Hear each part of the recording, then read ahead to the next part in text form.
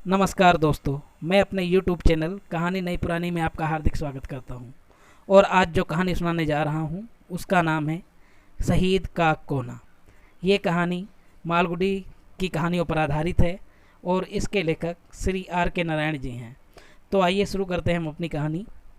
Market road के मोड़ पर, जहाँ से केमिस्ट की दुकान के लिए गली शुरू होती है, इसी कोने पर उसका प्रतिष्ठान था। इसे प्रतिष्ठान कहने में किसी को कोई परेशानी होती तो वे उसके लिए स्वतंत्र था, लेकिन सभी दृष्टियों से ये एक ऐसी जगह थी जो लगता था आसमान से उतर आई हो। 8 बजे तक वहाँ कोई नहीं दिखाई देता और 10 बजे भी कोई नहीं होता था। इन 2 घंटे में वह आता और अपनी सारी चीज़ें बेचकर चला जाता था। जो भी उसे देखता कहता, बड़ा भाग्यवान है, दिन में 2 घंटे काम करता है और 50 रुपये कमा लेता है, जितना कि ग्रेजुएट भी नहीं कमा पाते, महीने के 1500 रुपये। लेकिन जब रामा ऐसी बातें सुनता तो परेशान होकर कहता, इन लोगों को ये नहीं दिखाई देता कि दिन भर मैं भट्टी पर बैठा ये सब चीज़ें तलता रहता हूँ। सवेरे जब पड़ोस के घर का मुर्गा बांग देता तब वह उठ बैठता।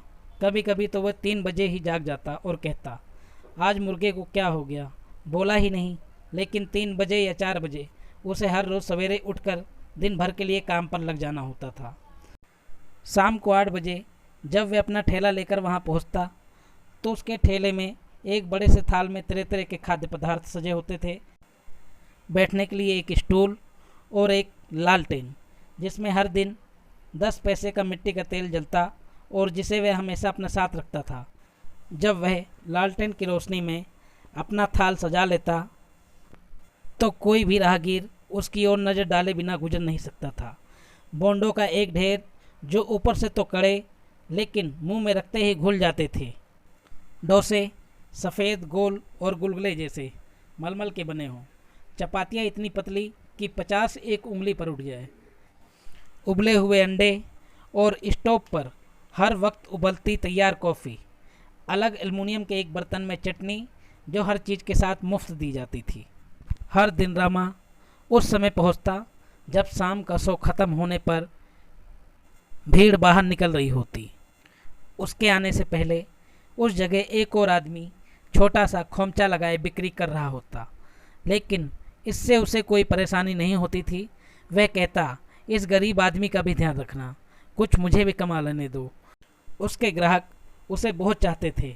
वह कहते, और कोई ऐसी जगह है जहां आप 6 पैसे में कॉफ़ी और एक आने में 4 चपाती ले सकें।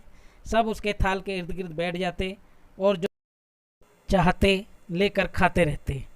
1 मिनट में दर्जन भर हाथ इधर से उधर होते। हालांकि बहुत से हाथ ये काम करते नजर आते, लेकिन उसे पता रहता कि कौन क्या ले रहा है। उसके अधिकतर ग्राहक फुटपाथ के लोग थे, जैसे बूट पॉलिश वाले लड़के।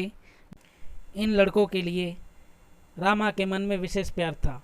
जब वह देखता कि कोई मोटा आसामी पॉलिश कराने के बाद पैसे देने में इनसे झगड़ रहा है तो रामा का मन करता कि वो चिल्ला कर कहे कि इस गरीब को ज़रा ज़्यादा दे देने में तुम्हारा कुछ बिगड़ नहीं जाएगा।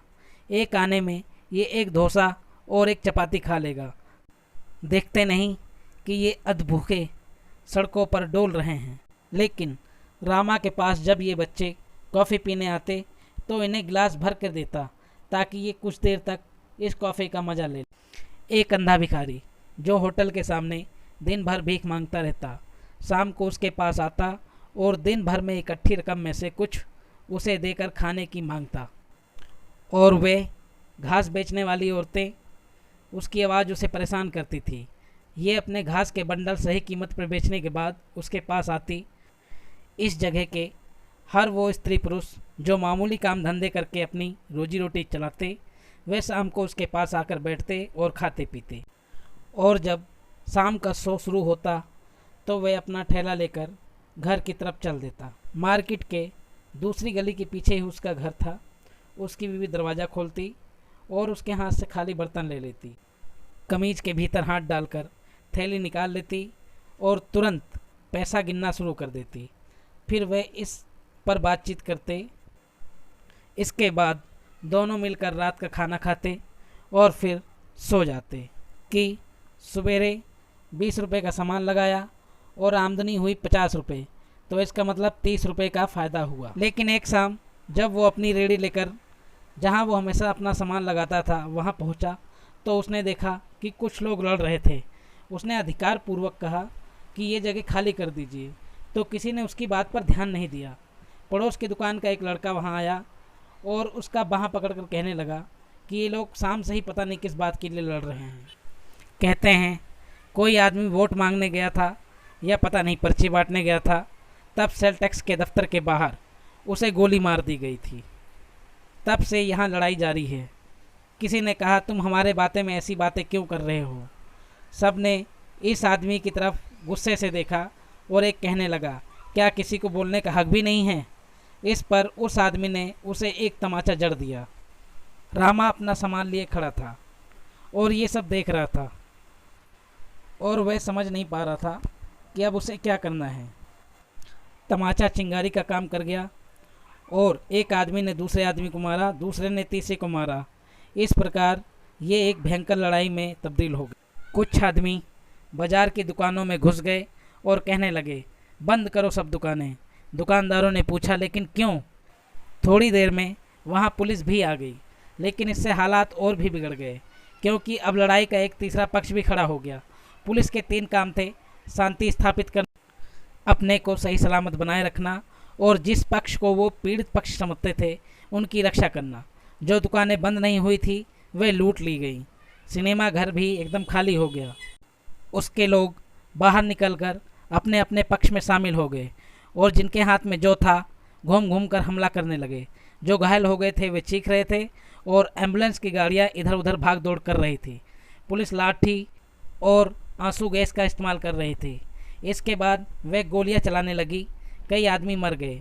जनता का कहना था कि 3000 लोग मरे और घायल हुए हैं, लेकिन सरकार के अनुसार 5 लोग घायल और 4 लोग पुलिस फायरिंग में मरे हैं।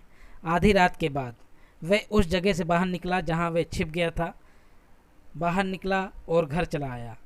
दूसरे दिन उसने अपनी बीवी से कहा अब मैं ज़्यादा सामान नहीं ले जाऊंगा, अब वहाँ बहुत थोड़े लोग होंगे। ईश्वर जाने इन लोगों को क्या हो गया है, ये कुछ वोटों के लिए एक दूसरे को मार रहे हैं। उसका विचार सही था। मार्केट रोड पर आम लोगों से ज़्यादा पुलिस वाले थे। रामा जहाँ अपना सामान लगाता था उस जगह की रक्षा का विशेष प्रबंध किया गया था। यहाँ से कुछ दूर हटकर पुलिस अफसर द्वारा बताए स्थान पर उसने अपना ठेला लगाया। स्थिति सामान्य होने में लगभग 10 दिन लग गए। रामा अखबार बेचने वालों द्वारा बोली जाने वाली सुर्खियों में वर्तमान समय का इतिहास बनता देखता रहा और इंतज़ार करता रहा कि उसकी जगह कब खाली होगी। उसकी जगह भी खाली हो गई। रामा रेडी लेकर एक दिन अपने स्थान पर गया। जैसे ही वह अपना सामान लगाने लगा, वैसे ही 2 नवयुवक बेज लगाकर दौड़ते हुए उसके पास आए और कहने लगे यहाँ तुम अपनी रेड़ी नहीं लगा सकते। रामा बोला क्यों नहीं लगा सकता भाई, ये वह पवित्र स्थल है जहाँ उस दिन हमारे नेता की मृत्यु हुई थी। यहाँ हम उनका समाधि स्थल बनाएंगे। ये जगह अब हमारी है।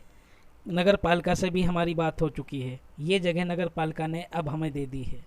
बहुत जल्द ये जगह चारों तरफ से घेर ली गई और रामा को यहाँ से लगभग 200 गज की दूरी पर एक जगह दे दी गई जहाँ वो अपना रेड़ी लगा सकता था।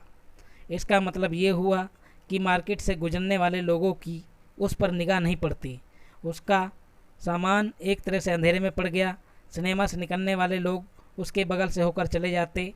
ठेले गाड़ी वाले, जो लोग पहले सिपाही की ढील का फ़ायदा उठाकर 1 मिनट के लिए सड़क के किनारे गाड़ी खड़ी करके यहाँ कुछ खा पी लेते, अब इतनी दूर आने का जोखिम ना उठा पाते। अब रामा बिक्री के लिए काफ़ी थोड़ा सामान लाता था, फिर भी वापसी में कुछ न कुछ बचा रह जाता। इसमें से वे कुछ खा भी लेता और बाकी सामान को बीबी की सलाह मानकर दूसरे दिन भी उसी को गर्म करके चला देता। 1-2 खाने वालों ने उसे चखने के बाद ही थूक दिया और बाज़ार में कहना शुरू कर दिया कि रामा की चीज़ें अब खराब हो गई हैं। एक रात जब वे कमाई के सिर्फ 2 आने लेकर घर पहुंचा तो बीबी से कहने लगा कि कल से सामान नहीं लगाऊंगा, मेरा व्यापार ख़त्म हो गया है, इसके बारे में सोचना बंद कर देना चाहिए। उसने अपना थाल, दूसरे बर्तन और लैंप सब अलग रख दिए और रिटायर हो गया। फिर धीरे धीरे उसकी बचत भी ख़त्म हो गई। तब वह कोहिनूर रेस्तरां में, जिस पर रात दिन लाउड स्पीकर बजता रहता था, नौकरी के लिए लाइन लगाकर खड़ा हो गया। अब 150 रुपये महीने पर वह 8 घंटे मेज़ों पर जमे लोगों की सेवा करता। लोग आते जाते, रेडियो बजता रहता, जिसकी कर्कश आवाज़ उसकी नसों को झकझोर देती। लेकिन उसने काम नहीं छोड़ा, करता रहा, और कोई रास्ता भी तो नहीं था। एक दिन जब एक ग्राहक उससे कुछ कठोरता से पेश आया तो उसने धीरे से कहा, जनाब ज़रा धीरे बोलिए, मैं भी कभी होटल का मालिक था। यह बात कहकर उसे बहुत संतोष हुआ। दोस्तों, इसी तरह ये कहानी ख़त्म होती है। अब हम नई कहानी में आपसे फिर मुलाकात करेंगे। तब तक के लिए मुझे आज्ञा दें। धन्यवाद। और अगर ये चैनल अच्छा लगे तो आप इसे लाइक और सब्सक्राइब कर सकते हैं।